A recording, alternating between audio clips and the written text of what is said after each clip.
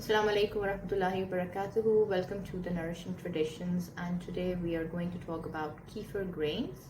So kefir grains are a great powerhouse for probiotic bacteria, whereas the probiotic bacteria which you get in the store in a sachet or in powder form or in capsules, they might have 2 or 3 or maximum 15 species of bacteria in it.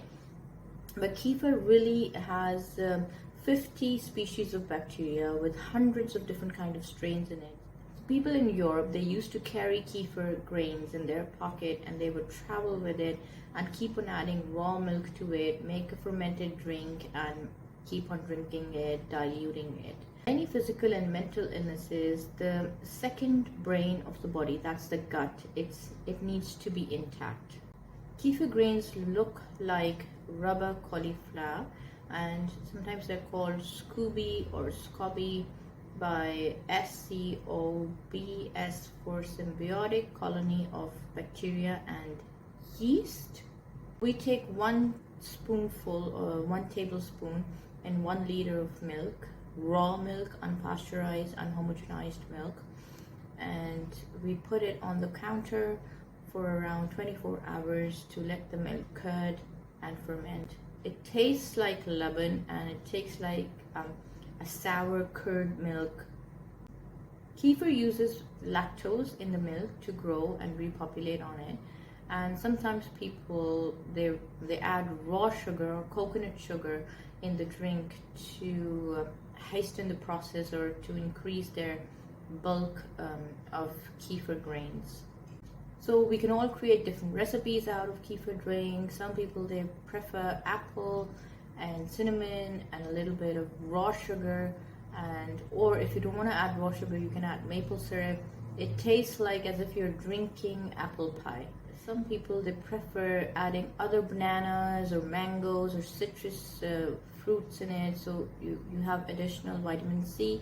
Kefir itself has amazing B complexes, and it ferments the milk, so it's giving you already fermented, digested proteins from the milk, digested fat from the milk, and fermented sugar from the milk. So definitely a person with lactose intolerance can consume this kind of kefir milk.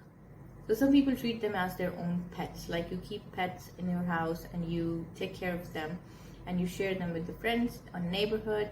So you allow them to change, to grow and repopulate their environment by changing the milk after every 24 hours. And the best is to consume this kind of drink within 1 day.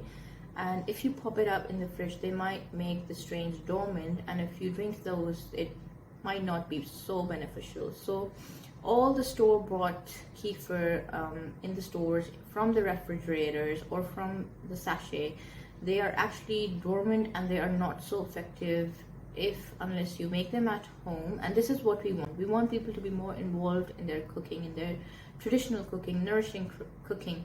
So if you make kefir drinks fresh at home, allow it to ferment for 24 hours on your kitchen counter, this will supply you with the most nourishing probiotics anybody can ever get.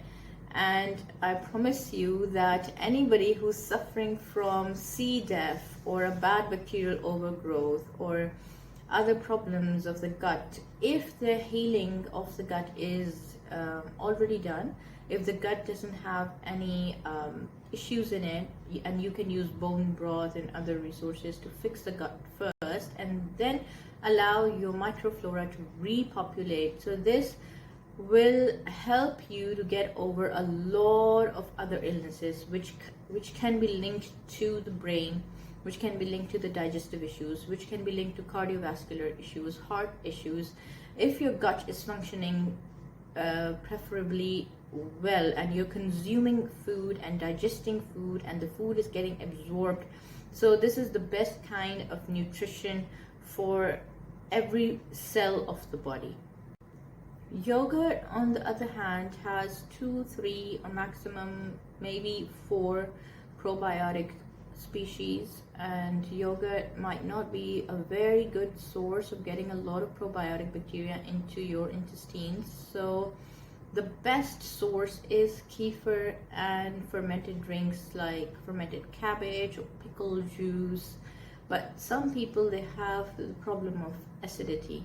So for treating acidity first, like in GERD and other problems, you need to fix the gut with bone broth, and you need to build the gut lining first in order to start the healthy bacterial growth in your gut. So thank you for watching. Like, share and subscribe. See you in my next videos. Ma salama.